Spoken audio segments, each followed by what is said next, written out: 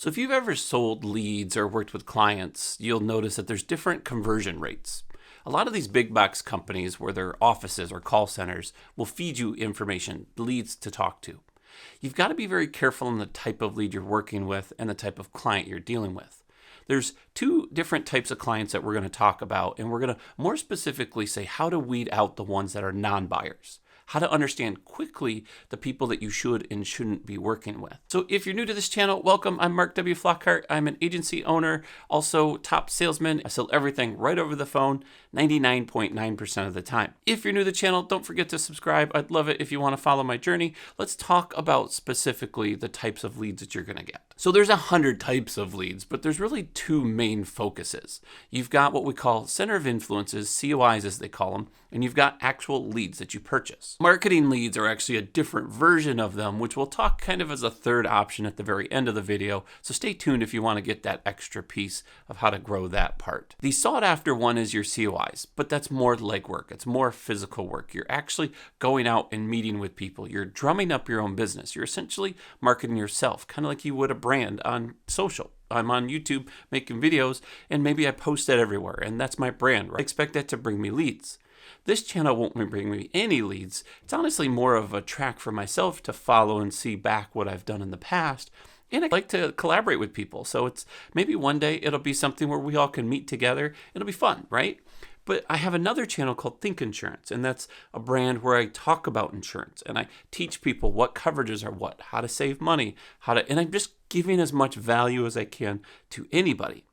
The benefit to that is that a lot of people fill out forms. Even though those are the leads we're going to talk about here in the end, that doesn't change the difference between if you were to brand that under your personal name, you can actually create more of a COI center of influence. One of the reasons I recommend that you always do something like that is because having some sort of channel and social media presence builds up your reputation across the area that you're in.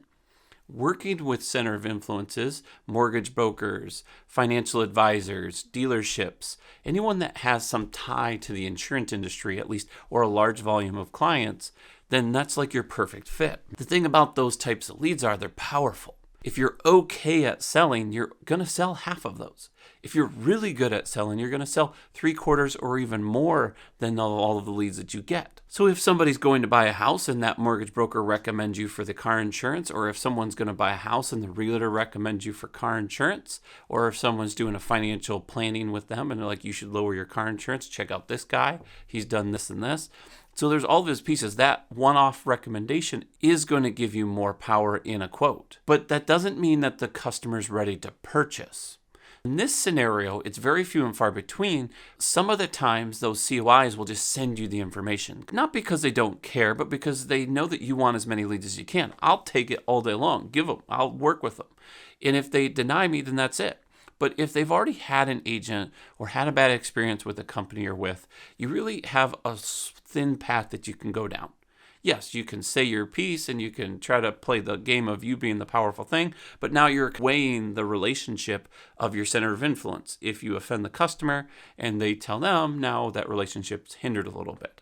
You gotta be careful on the stepping paths that you take with those because it is more of a fragile relationship. If you've got a powerful personality and you've got the center of influences that are giving those types of leads, then by all means, that's the personality you have and that's what the expectation is.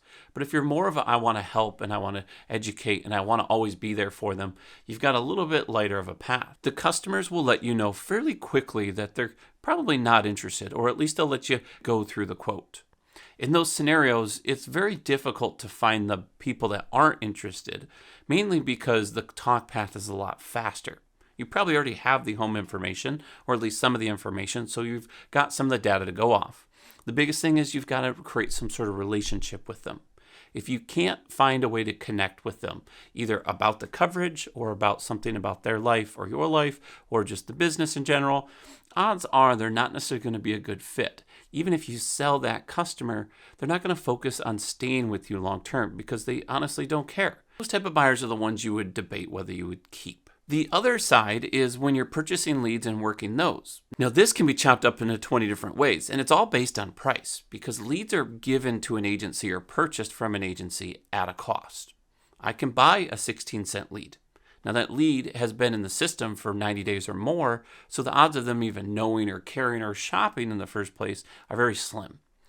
But that versus a $5 lead or a $10 lead is a lot less expensive. I can buy 30 of those or 100 of those over the cost of buying one of my other. It's a lot more work on your end because you're going to do dialing, you're getting hung up on. It's just more of the hustle part. It's for the starters. If you can't afford to go, then that's the best way to purchase leads. If you've already run out of that center of influence or it's not coming in quick enough. This is where you really got to understand the type of person you're talking to. Am I buying the cheapest lead or am I buying the high quality? Am I getting a live transfer? And what is that company doing with the customer to get them to me?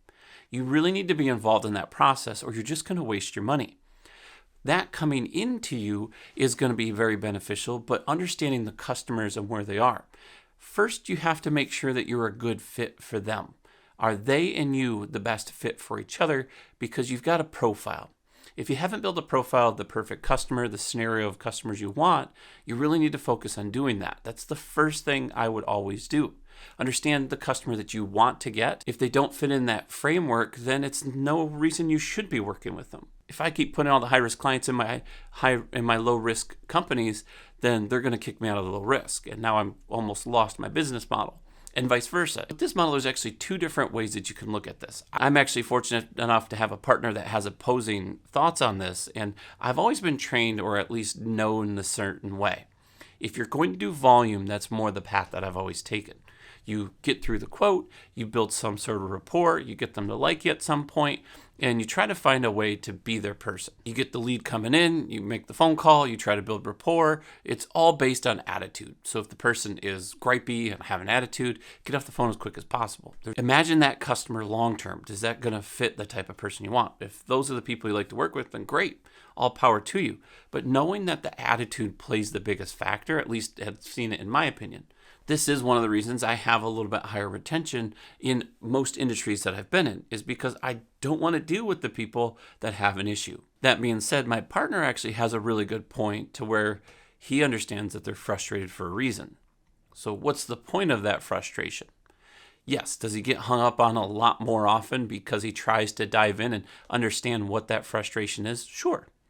But clients do trust him quite a bit, and they do work with him that I would have never even given him the time of day. So having those two thoughts and those two processes are going to be helpful for you to understand which one fits. Which model are you looking towards? You're either in my boat or you can go swim. He is. Don't leave the boat. Let's understand why you would want to leave.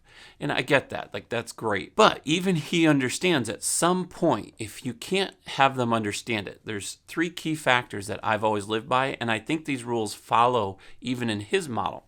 Do they get it, want it, and need it? If they don't get it, that's fine. We can help them understand it. If they don't want it, then you can't do anything for them. And if they don't need it, you shouldn't be selling it to them in the first place. As you go through those fact-finding parts, what's the scenario you're in? I don't know, I just want cheapest insurance. Okay, great. Let me help you walk you through that. We work with a dozen companies. We can help you with this and that. We company A, company B. Great, let's take a look at what you got. Oh, is this going to take forever? No, it should only take about 15 minutes. Okay, great. So what's your experience with insurance? What do you have now? I don't want to tell you. That's it. I'm done. That's the end of my conversation with you. But if I lean more towards the let's help mentality, then okay, well, help me understand where's the frustration. What is your issue? I get it. You probably think we're scammers and that's fine, but let me help you unpack that. And then they start going through it. I just don't like this and I'm fresh. Okay. So yes, you can't just throw a teenager on your policy and expect them not to go up. I get that, and I get it's frustrating. Feel, felt, found, right? I understand what you're talking about. I would feel the same way. I felt the same way when I did this, or all my customers feel the same way when they do this. And what I found was we have other options. So maybe we go with company C or company D. Let's take a look. And that's a great path to have. If that response is good, go forward. But if you're still getting kickback and it's just a fight to get halfway through the quote, it's time to move on. There's only so much you can do at the time. And honestly, that's my personal path. That's the personal opinion. I think as I learn to do the other style more, I think it's going to be a good, fun, powerful way to learn from each other. Let me know what your thoughts are. Do you guys have a different philosophy on that type or that style of calling? Leave in the comments below, but even so, I wanted to do what I promised in the end. There's kind of a middle piece to that. So we've got our center of influences, we've got our leads, and then we've got more of a warm market. It's supposed to be a warm market, but if they're half cold, half warm, if I were to put on a scale 1 to 10, these are probably like a 1 to 2, right? The 1 being the cheap leads. They can get up to a 3 or 4 if you're buying maybe $10, $12, $15 leads, but now you're paying more for that, right? You're more interactive. If they're shared, you're fighting for the business and they're just getting bugged. In this scenario, these are probably a 7 because they're the perfect scenario where it is. The 10s are going to be people that just call you up. They know who you are. They want to go. They saw marketing, whatever the case was. They're just wanting to be with your company. That's great. There's a 4 to 5 spot, which is what my YouTube channel does, is I'm teaching and educating people online. By making the videos, they see who I am, they see my personality, they see the advice that I have, the knowledge that I have in the industry, and I help answer questions as much as possible. That's going to be a good lead, but it's not necessarily always the same people that you want to work with. Because it's more social media, you don't have a pick and choose of what's the zip code you want to get in, what is this scenario, so you've got to almost weed that out in the middle. That type of lead is good, but it also leads to the marketing. Those are both the same thing. We're marketing out to get customers in. I hope I didn't lose you. That was a lot going on in there. Sometimes my thoughts just shoot all over. And I'm like, look at this. My partner could tell you even. He's like, sometimes Mark just assumes you know what he's talking about and just goes down that path and you're 3 steps behind. Like, wait a minute, what's that first thing you were saying? It's like, what did you mean by that? Are you talking about this or that? So let me know in the comments if that's something that is happening. I want to make sure that you guys completely understand that style. That's really the way I've done it. Attitude is number 1. If the attitude doesn't match, or we can't find common ground to where I can be a benefit to you, or if I can add value to your life, then I don't see the reason I should be your agent or that you should even be my customer. Let me know your thoughts, comments below. If you want to follow the journey, subscribe. Otherwise, I'm Mark W. Flockhart. I'll see you soon.